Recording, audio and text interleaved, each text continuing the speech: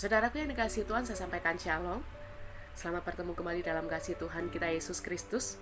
Meskipun kita tidak bertemu secara raga, tapi saya pribadi percaya bahwa kita semua disatukan di dalam kasih Tuhan kita Yesus Kristus. Ya saudaraku, pada petang hari ini saya akan menyampaikan sabda kebenaran firman Tuhan yang saya beri tema berharga di mata Tuhan. Berharga di mata Tuhan. Ya saudaraku, kata-kata berharga di mata Tuhan ini seringkali kita dengar dimanapun kita berada.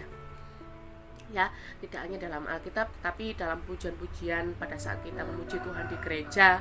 Ya, puji-pujian rohani kita seringkali banyak sekali lirik-liriknya yang mengatakan bahwa kita ini berharga di mata Tuhan.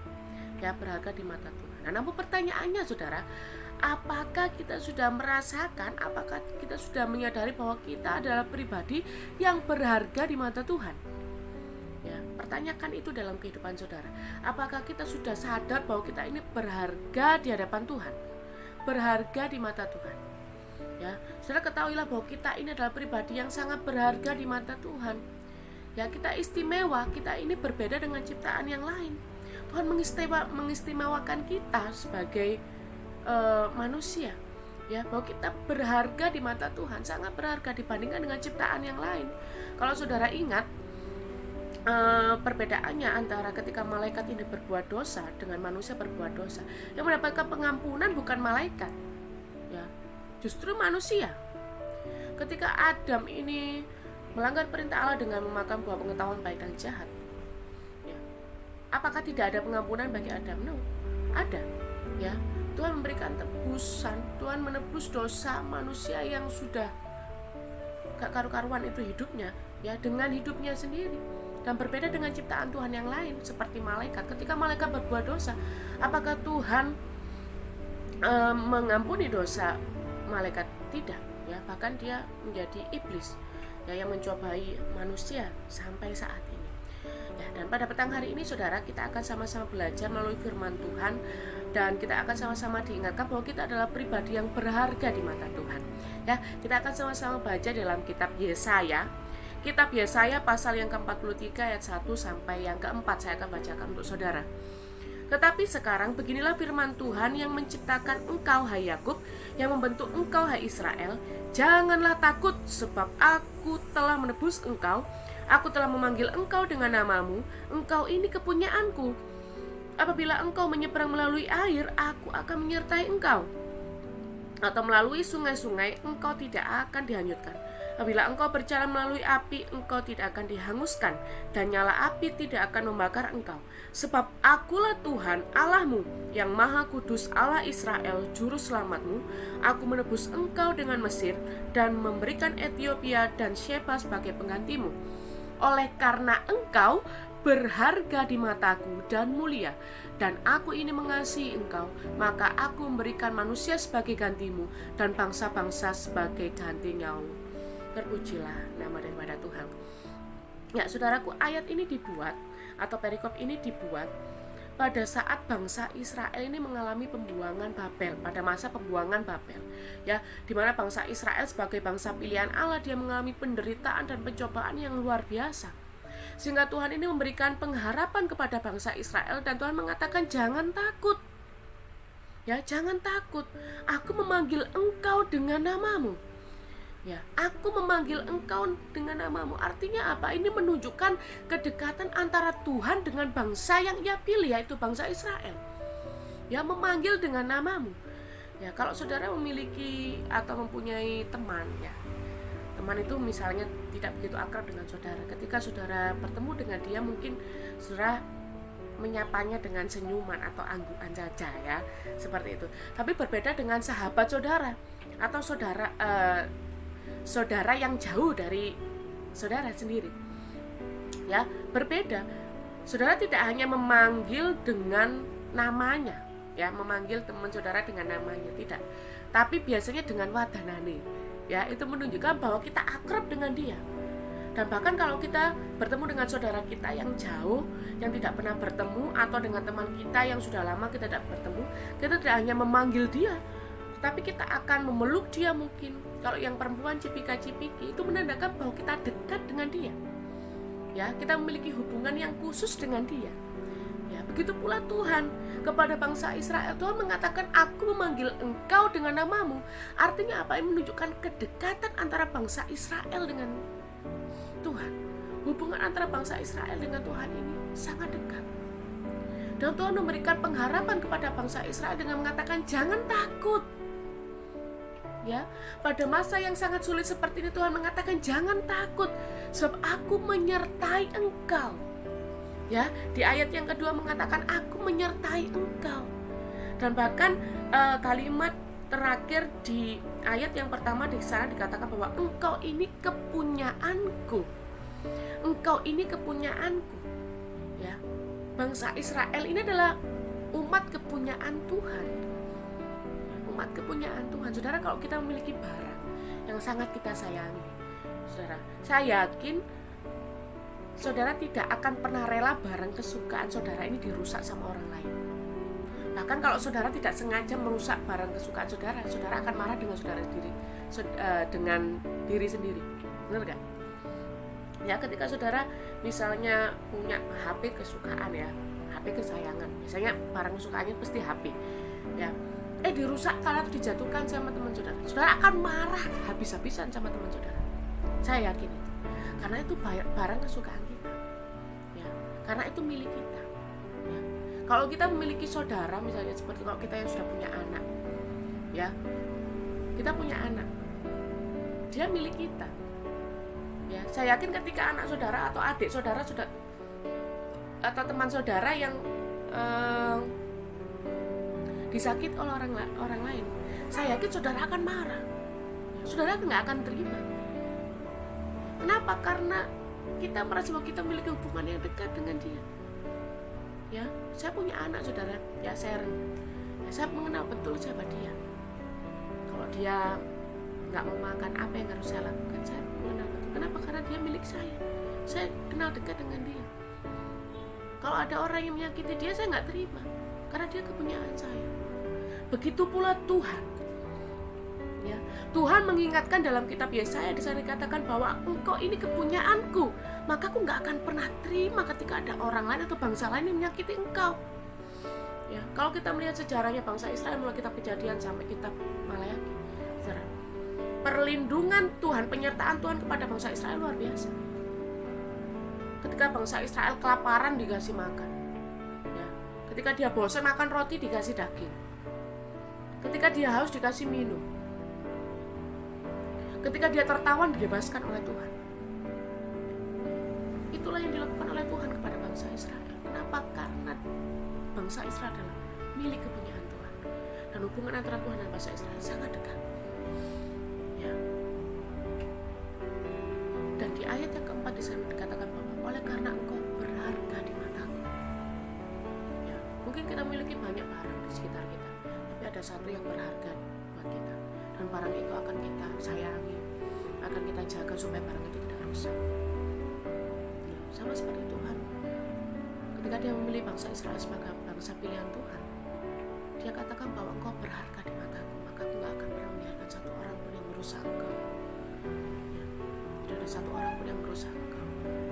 Dan ketika mengalami penderitaan yang luar biasa, Tuhan mengatakan, jangan takut ya Israel, sebab engkau ini milikku. Aku tidak akan membiarkan engkau hanyut ketika engkau melewati sungai. Aku tidak akan membiarkan engkau hangus ketika engkau melewati api. Dan saudara, ayat ini juga berlaku bagi kita. Ayat ini juga berlaku bagi kita. Kenapa? Karena kita adalah milik Tuhan. Kita adalah umat tebusan Tuhan. Ketika kita percaya dengan lidah dan hati kita bahwa Yesus adalah Tuhan dan Juru Selamat bagi kita, kita melakukan firman Tuhan dengan baik dan benar, maka ayat ini juga berlaku bagi kita. Hak yang didapat oleh bangsa Israel, pengharapan yang didapat oleh bangsa Israel, itu juga berlaku bagi kita. Ya, saudara, ketika dunia mengalami suatu penderitaan yang luar biasa pada saat ini, ingatlah ayat ini, saudara. Tuhan mengatakan jangan takut. Mungkin saat ini saudara mengalami berbagai macam pencobaan, permasalahan, yang ketakutan karena di PHK mungkin. Bagi yang sudah bekerja, atau mungkin yang sekolah, bagaimana sekolahku? apakah orang tua aku bisa membiayai aku sekolah sampai aku nanti lulus, sedangkan pekerjaan orang tua aku sekarang cawut mawut, ya, berantakan, amburadul. Makan saja, dibuat makan saja susah. Bagaimana masa depanku nanti? Mungkin kita mengalami ketakutan, kekecewaan, putus asa seperti yang bangsa Israel alami ketika pada saat pembuangan Babel ini. Ya, mungkin kita mengalami hal yang sama. Ingat saudara, Tuhan mengatakan jangan takut. Ya, jangan takut, sebab aku menyertai engkau, engkau berharga di mataku. Ya, mungkin pada saat ini juga saudara mengalami pergumulan yang sudah lama saudara gumulkan. Mungkin permasalahan jodoh mungkin, atau mungkin saudara belum juga mendapatkan pekerjaan. Tuhan mengatakan jangan takut, sebab engkau ini milikku. Tuhan mengatakan kamu loh nak milikku. Ya, aku menyertai engkau kemanapun engkau berada, maka jangan takut. Engkau berharga di mataku. Engkau lebih berharga dari apapun juga di dunia ini. Ya, kalau kamu mati, kamu sudah dapat tempat yang indah bersama dengan aku di dalam kerajaan surga. Jangan takut.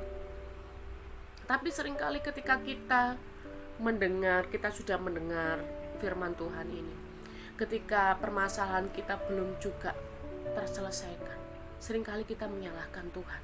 Tuhan, kapan ini selesai? Tuhan, kapan ini berakhir?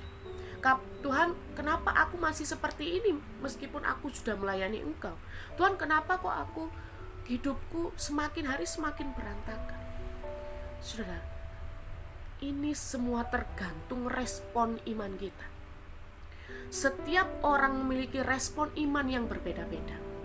Orang yang berusia 50 tahun belum tentu dia memiliki respon iman yang benar dibandingkan dengan anak muda berusia 18 tahun.